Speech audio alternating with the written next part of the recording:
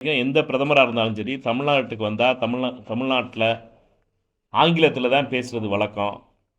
வேண்டுமென்றே மோடி அவர்கள் தமிழ் மக்களை அவமானப்படுத்துகின்ற விதத்தில் தொடர்ந்து ஹிந்தியில் பேசுகிறது என்பது கண்டிக்கத்தக்கது.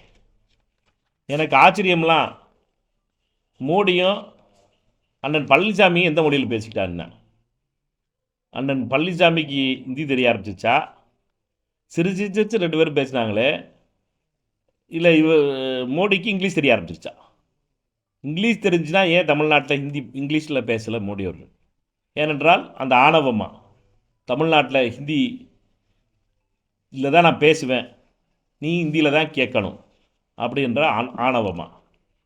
இந்த ஆணவம் கண்டிக்கத்தக்கது. என்னை பொறுத்த மட்டும் ஹிந்தி மொழிக்கு எதிரானவன் இல்லை, எனக்கும் ஹிந்தி பேச தெரியும்.